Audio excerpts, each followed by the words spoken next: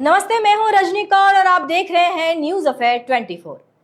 दोस्तों, सोना यानी गोल्ड सिर्फ एक धातु या आभूषण नहीं, बल्कि ये हमारे देश की संस्कृति, हमारी परंपरा और हर परिवार की सबसे बड़ी सुरक्षा का प्रतीक है।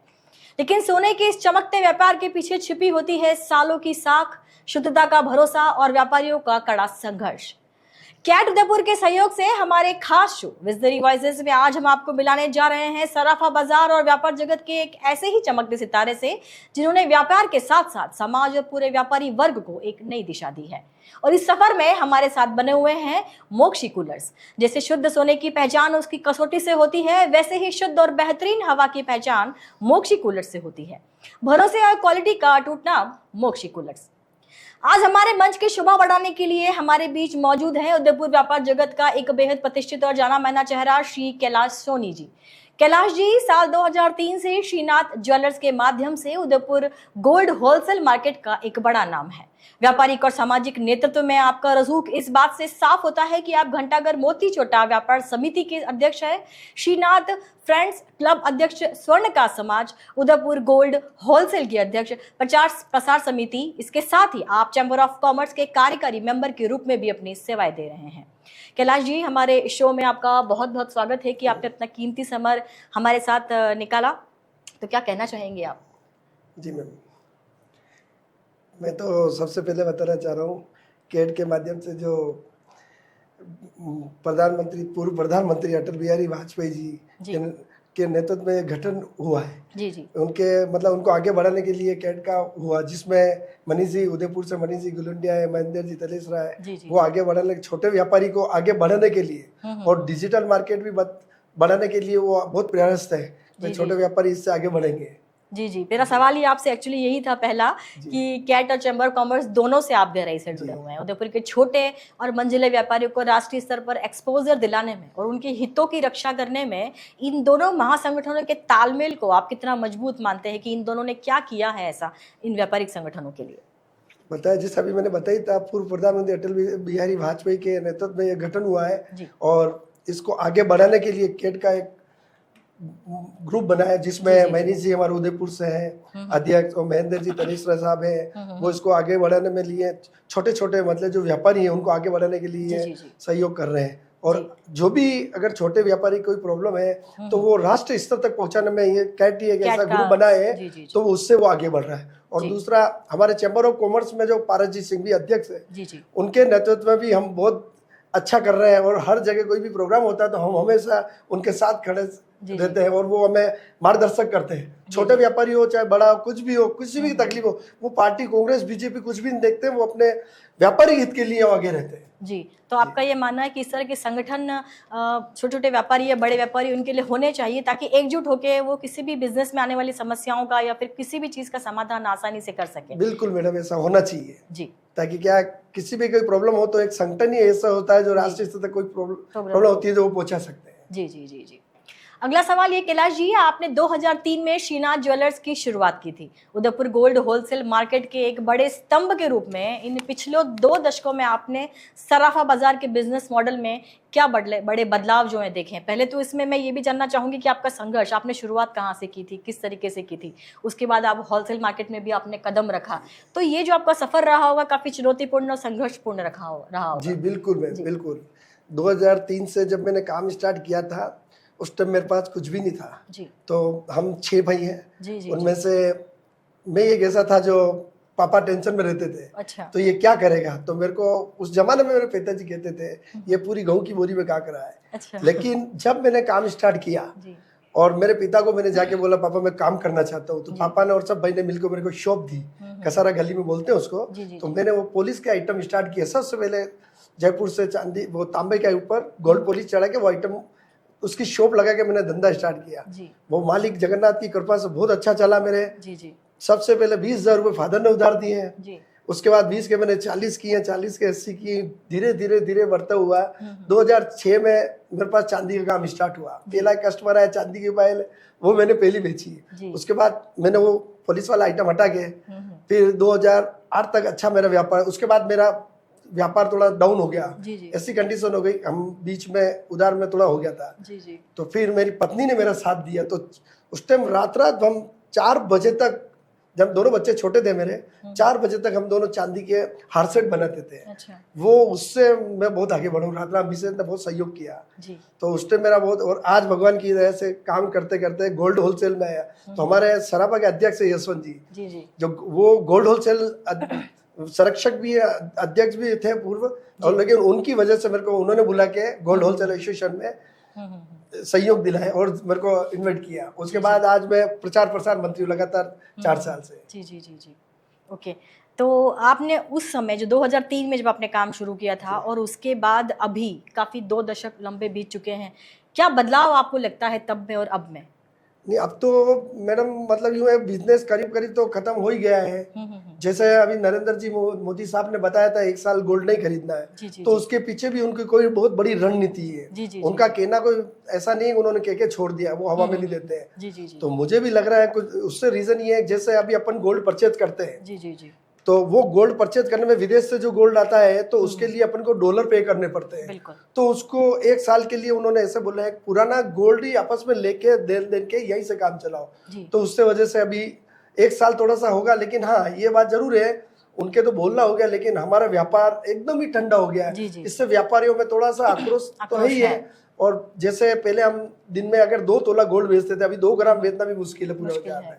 जी, तो मतलब मोदी जी को लोगों ने सीरियस तो लिया है, बिल्कुल सीरियस लिया, बिल्कुल लिया। जी जी जी। पर उनके सीरियस लेने का मतलब नहीं, हमें भी तो सीरियस, अब रीजन है मैम इसमें, हमारे जैसे कारीगर होते हैं, जी जी, वो कारीगर काम कर रहे हैं, अब उनको हम कितने दिन 1 साल तो नहीं खिला सकते हैं। बिल्कुल। वापिस दूसरे छोटे छोटे, चलो ठीक है, मैं तो एक व्यापारी हूँ, मेरे पास तो स्टॉक है, चलो मैं उनसे मेंटेन करके उनको साल भर कर दूंगा। लेकिन जो छोटे लोग हैं अभी, जो बाहर से बंगाल से कारीगर आए हुए हैं, छोटे व्यापारी है, सोनी है, छोटी मोटी दुकान, वो क्या करेंगे? वो उनके लिए बहुत, वो उनको मोदी साहब को ये भी सोचना चाहिए इनके लिए क्या करना है। तो आपके पास क्या सुझाव है कि ना उनको ये चीज करनी चाहिए? क्या सुझाव आप देना चाहेंगे अपनी तरफ मेरे से? तो मैडम इसमें मैं क्या सुझाव दूंगा, उन्होंने कोई बड़ी सोच के देश हित के लिए किया है, तो देश हित के लिए मैं कुछ इसमें सुझाव नहीं दे सकता हूँ। भाई जो है अब वो तो होना ही है, उन्होंने बोल दिया, उससे क्या मोदी जी ने एक्चुअली जो एक्यूरेट उनका जो भाषण में था, उनका ये था कि आप भौतिक गोल्ड यानी कि बिस्किट है या सिक्के हैं या फिर ज्वेलरी ना खरीदें, क्योंकि उसके अंदर के मेकिंग चार्ज भी लगते हैं, और आपने सही कहा वो जब कन्वर्ट होकर तो डॉलर में जाता है, तो उससे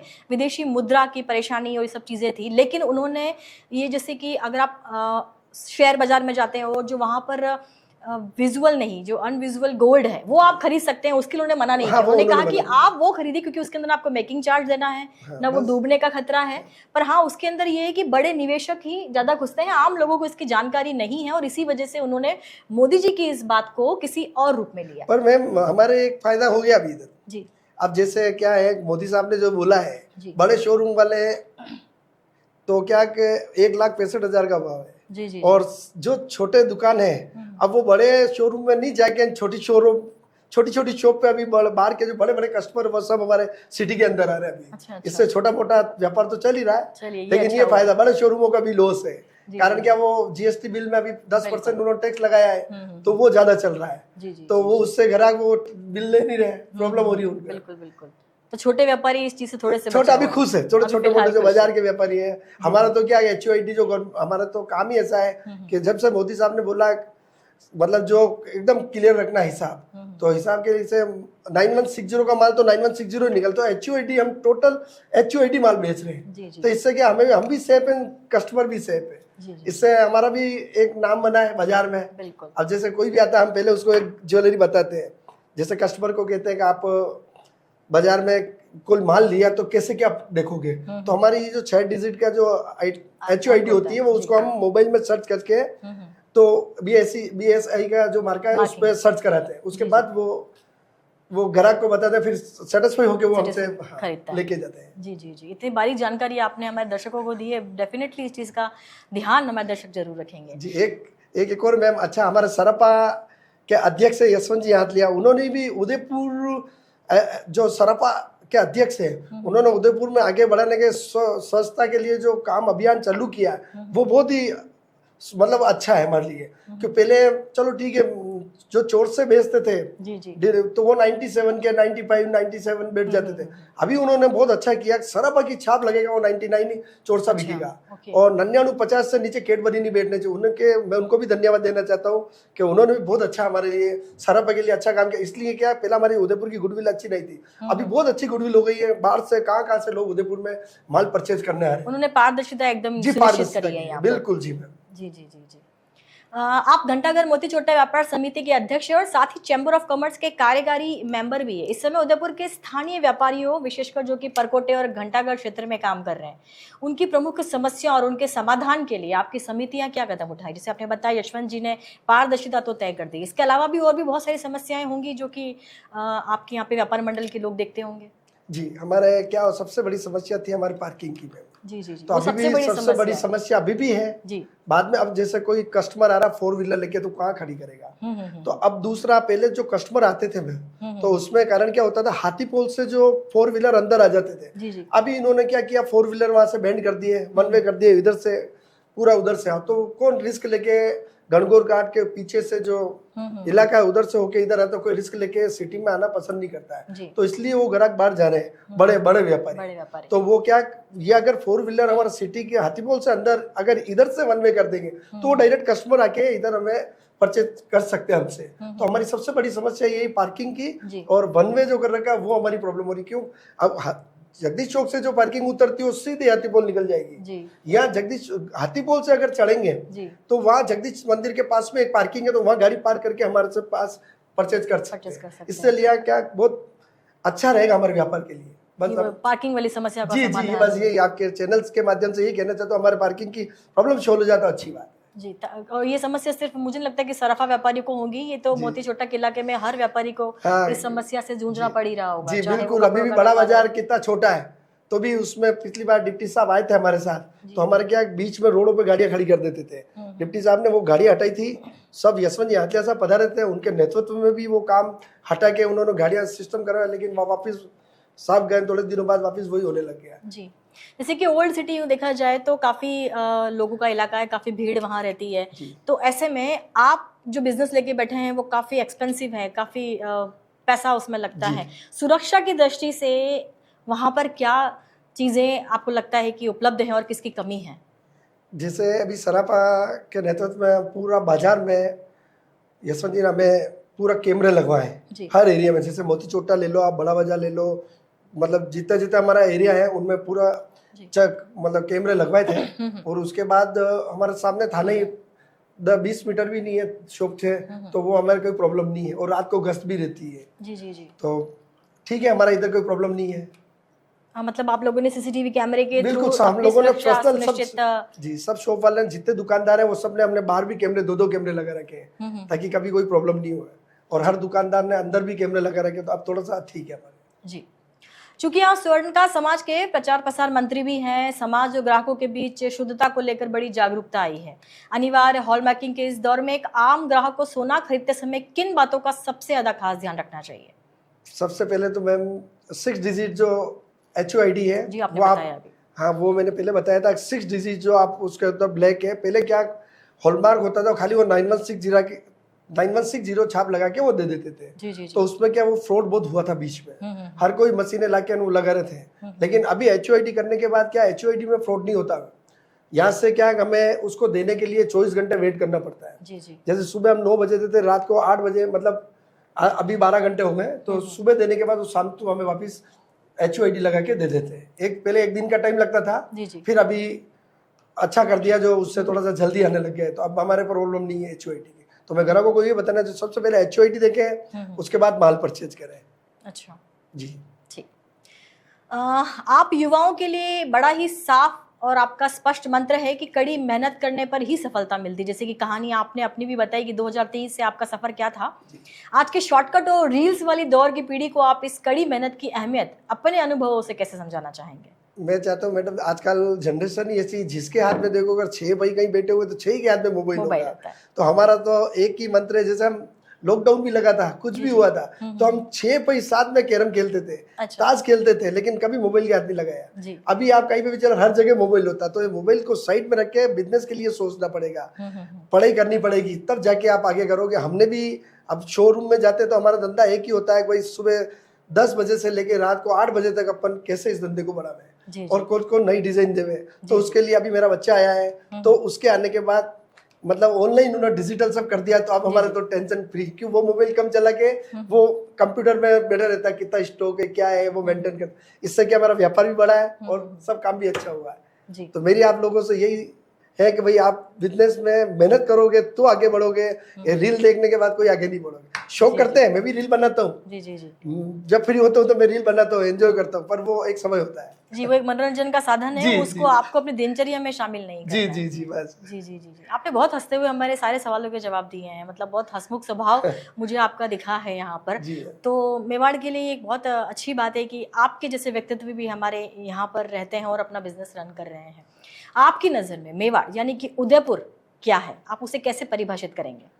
उदयपुर एक झीलों की नगरी है जी, इतना सुंदर शहर है मेरी नज़र में। मैं जहाँ पे भी जाता हूँ, पर उदयपुर 5 दिन देखने के बाद तो ऐसा लगता है उदयपुर जैसी सिटी कहीं नहीं है। कहीं पे भी चले जाओ इतनी खुशी मिलती है, यहाँ का अपनापन लगता है। यहाँ बाहर जाने के बाद आप 2 दिन 5 दिन 10 दिन निकल जाओ, सिटी जैसा कोई झीलों की नगरी। शाम को आप एफए चले जाओ, रात को 10 बजे ऐसा लगता है वहाँ कोई प्रॉब्लम, और एकदम सेफ सिटी अपने यहाँ, कोई प्रॉब्लम नहीं है, बिल्कुल एक सुकून है। तो मैं जानता हूँ उदयपुर जैसा कोई शहर नहीं है। कोई कमियां आपको उदयपुर में दिखती नहीं? मेरे को तो कुछ भी नहीं लगती है, बहुत जो मिलता है वो अपना ही लगता है, ये पराया तो होता ही नहीं है।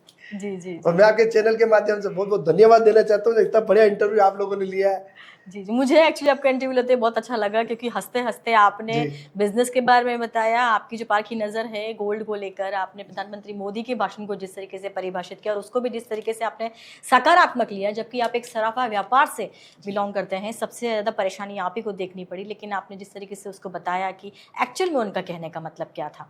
यही सबसे बड़ी समझ होती है एक बिजनेसमैन की, जो बारीकी से आने वाली समस्या को और वर्तमान की समस्याओं को समझ सके और उसका समाधान निकाल सके। तो कैलाश जी, आज आपसे बात करके साफ हो गया है कि सोने की चमक भले ही कितनी भी हो, लेकिन एक इंसान और एक लीडर के रूप में आपकी साख, व्यापारियों का हक और समाज सेवा ही आपकी असली पूंजी है। हमारे स्टूडियो में आने के लिए आपका बहुत बहुत धन्यवाद, आपने अपना अमूल्य समय हमें दिया है जी। तो दर्शकों, ये थे कैलाश सोनिधि, जिन्होंने बताया कि व्यापार सिर्फ मुनाफे के लिए नहीं बल्कि पूरे समाज और व्यापारिक वर्ग को साथ लेकर आगे बढ़ने के लिए किया जाता है। हृदय से आभार कैट उदयपुर का, जिनके सहयोग से हम व्यापार जगत के इन स्तंभों को आपके सामने ला पाते हैं। और अंत में शुक्रिया हमारे पार्टनर मोक्षी कूलर का, जिन्होंने अपनी कूलिंग तकनीक से आपके हर पल को आरामदायक बनाया। मैं रजनी कौर, न्यूज़ एफए 24 के लिए अगले हफ्ते फिर मिलेंगे एक विजनरी लीडर के साथ में। तब तक देखते रहिए सच्ची खबर पूरी खबर। नमस्कार।